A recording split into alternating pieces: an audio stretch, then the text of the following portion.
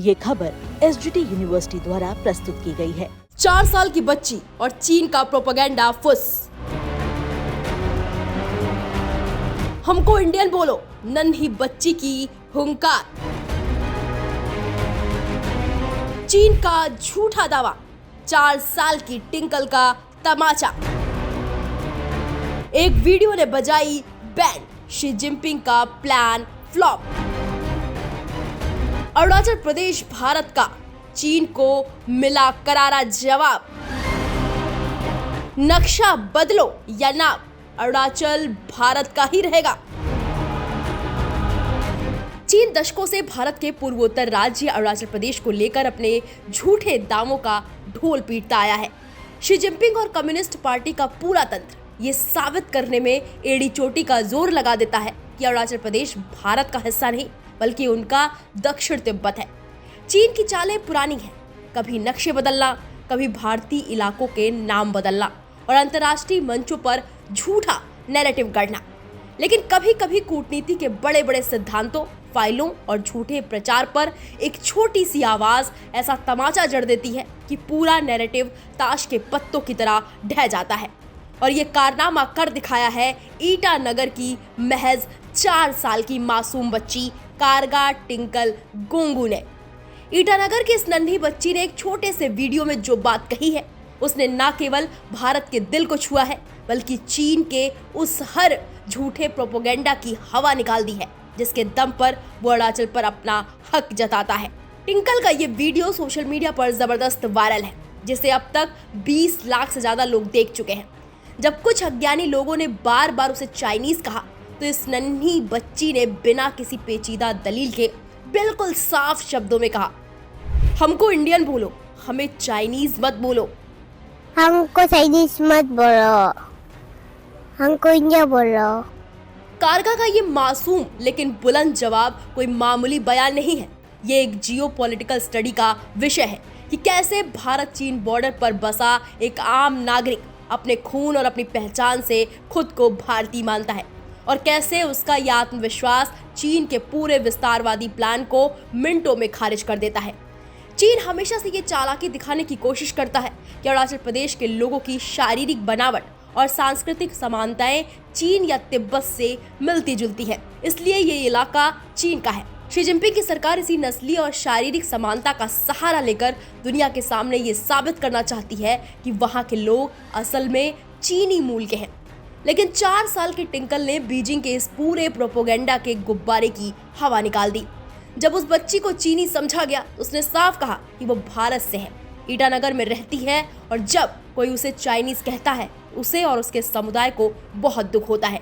ये दुख और गुस्सा ही चीन के लिए सबसे बड़ा झटका है। चीन जिस जनता को अपने पाले में खींचने के सपने देखता है, उस जनता की नई पीढ़ी अपनी रग रग में खुद को भारतीय मानती है। जिस देश की 4 साल की बच्ची को चाइनीज कहलाने पर दुख महसूस होता हो, वहां की जमीन को छीनने का सपना देखना शी जिनपिंग की सबसे बड़ी भूल है। अरुणाचल प्रदेश भारत के पूर्वोत्तर में बसा एक बेहद खूबसूरत और रणनीतिक रूप से बेहद अहम राज्य है। इसकी सीमाएं भूटान, चीन और म्यांमार से लगती हैं। यहाँ दर्जनों आदिवासी समुदाय रहते हैं जिनकी अपनी समृद्ध भाषाएं, परंपराएं और संस्कृति हैं। ईटानगर में पली बढ़ी टिंकल के लिए भारतीय होना कोई ऐसी चीज नहीं है जिसे साबित करने के लिए किसी कागज या दलील की जरूरत हो। अरुणाचल के लोग भारत के पहरेदार बनकर खड़े हैं।